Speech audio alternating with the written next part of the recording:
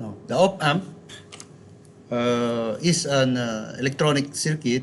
It's an electronic unit that behaves like a voltage-controlled voltage source. Okay, it can also be used in making voltage or current-controlled current source.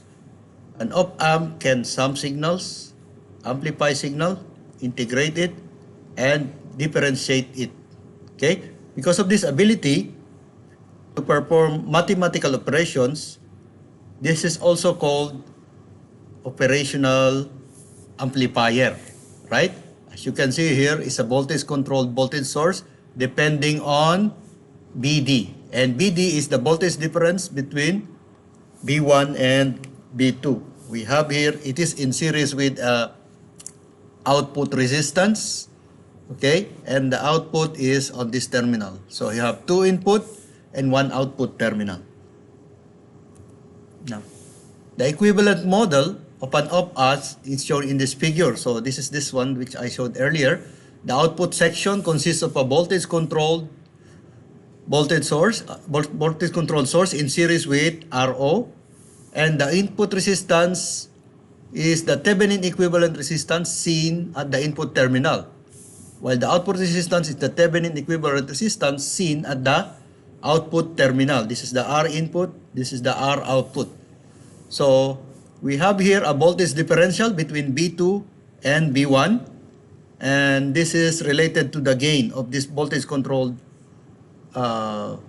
voltage source. So the op-amp sends the difference between the two inputs and multiplies it by the gain and causes the resulting voltage output to appear at the output terminal. Assuming that R out is equal to 0, B out is given by B out will be equal to A, which is the gain, multiplied by BD, or is equal to A multiplied by B2 minus BD. And A here is called an open loop gain because we obtain the gain without the external feedback from output to input. The circuit symbol for op-amp is a triangle. The op-amp has two input and one input. And the inputs are marked with minus and plus to specify what? Inverting and non-inverting. So if it is minus, it is the inverting. If it is positive, it is the non-inverting input. Okay? As an active element, the op-amp must be powered by a voltage supply. As you can see from this figure, the op-amp will not work if you don't have a proper bias voltage. So we have here, at 7 it requires a positive BCC. So we connected a positive BCC here, and at pin number 4 it requires a negative BCC. So we connected it to the negative BCC with respect to the ground. You can see here, this is the op-amp terminal pin description. So at 7, pin 7 here, we need a positive BCC. At pin 4, we need a negative BCC. What is 2 and 3? 2 is the inverting input, and number 3 is the non-inverting input or the positive. Okay, and the output is obtained from number 6. So you can see from here, number 6. Right? It is more in detail here, represented here. Inverting, non-inverting, positive BCC, negative BCC, output at number 6. Okay? Now, this is a typical common pin out. This is a op-amp TL081. So, this is the pin out. That's similar to what I'd show you later a while ago. So, this IC, this integrated circuit, this 8-pin IC, has only one op-amp inside it, right? But there are some IC, there are 14-pin IC.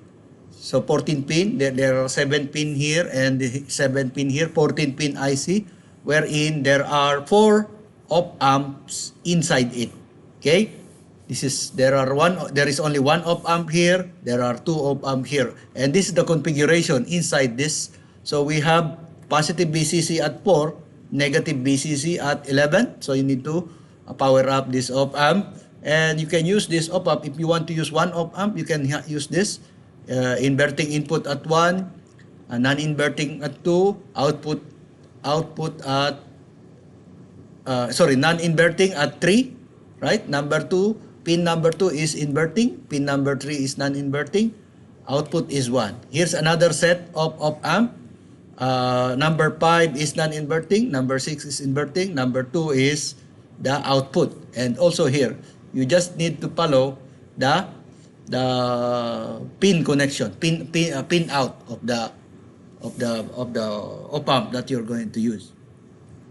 Now, before we have some derivation of the equation, let us know what are the ideal values for op-amp. So, the ideal op-amp must have an infinite open loop gain. So the gain is very, very high. It's infinite. This is the ideal condition. It should also have an infinite input resistance. Infinite input resistance. So this value here, this input resistance must be infinite, right? And then, and also the gain that is being applied here must be infinite. That's the gain there. So, and the output resistance must be 0. So must be 0. If you remember a while ago, I assumed that this is 0. So, but this is the ideal condition. In practical, we have an open loop gain with the range value from 10 to the 5th or 10 to the 8th power, right? Of course, there is no unit because this is a gain. The ideal value is infinite. So what about input resistance from 10 to the 5th to 10 to the 13th power ohms, right? This is very, very high. And then output resistance with 10 to 100 ohm, or we can say in ideal it's 0.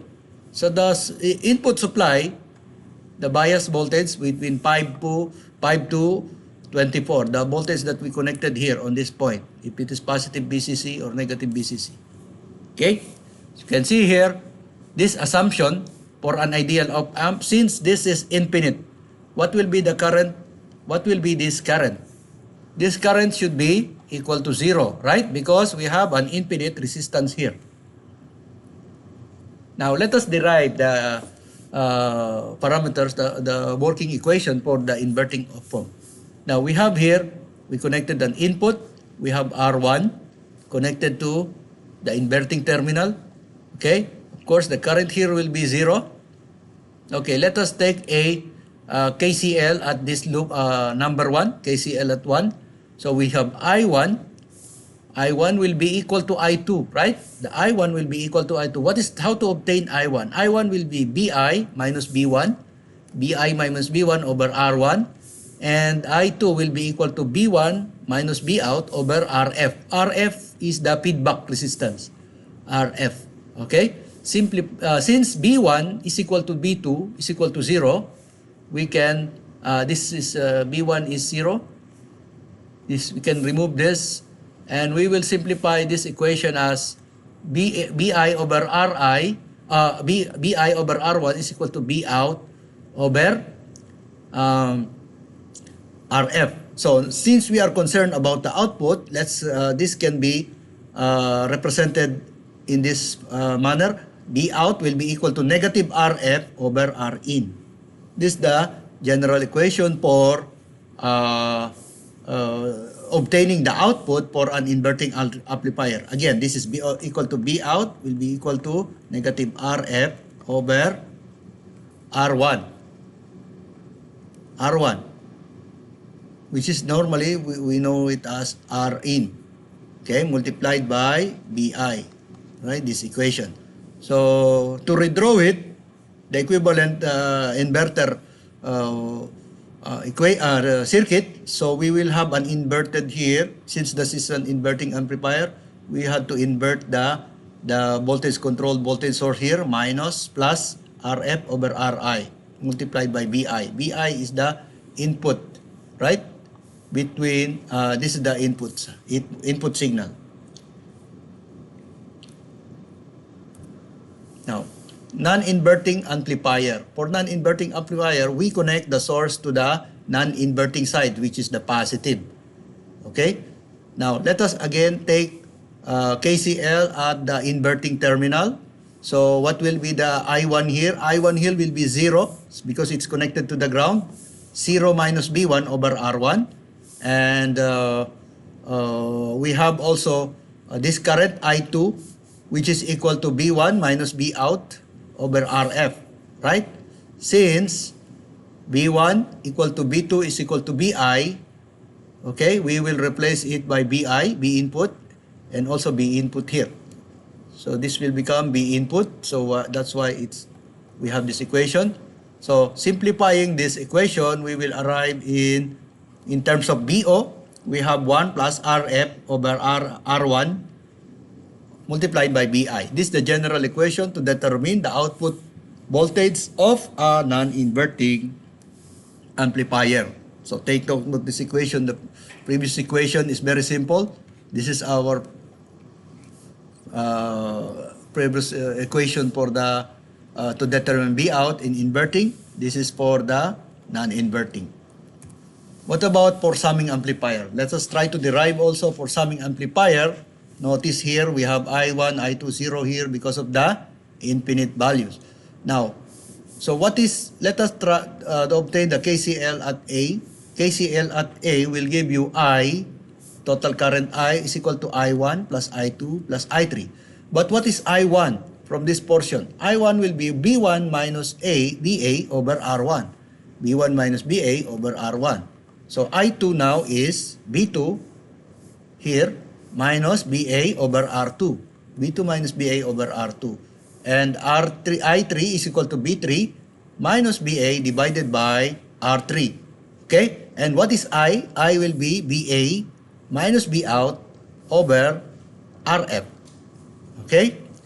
Since we note that BA will be equal to 0, okay? BA will be equal to 0, so we will have this BA is 0, BA is 0 here, BA is 0, BA is 0. Substituting all of this equation into this equation, we will obtain that B out is equal to negative RF over R1 multiplied by B1 plus RF over R2 multiplied by B2 plus RF over R3 multiplied by B3, right? This is the equation for summing amplifier. Summing amplifier, it's connect to the inverting terminal of the op-amp. We have to connect the non-inverting terminal to directly to the ground, and of course, since it is on inverting, there should be a negative here on this. So this is the take note of these three general equation, and let's go for integration. So it is its name implies that the op-amp integrator is an op-amp circuit that performs mathematical operation of integration. That is, we can use the output to respond the change in the input voltage over time, as the op-amp integrator produces an output voltage which is proportional to the integral of the input voltage. So we have here an integrator, okay, with a single capacitor as a feedback. But we need to put additional resistance here, RF, because we have to fix the gain at low frequency. So we have an issue here with the low frequency gain. So we have to put an RF to improve that gain. So to make it short, we have arrived to this equation. B out will be equal to negative 1 over R1 CF, the integral of B in dt plus C, right? With limits from 0 to t. So this is the general equation for the integrator. Okay? So we add here an RF. What is the purpose of the RF here? In order to fix the gain at low frequency.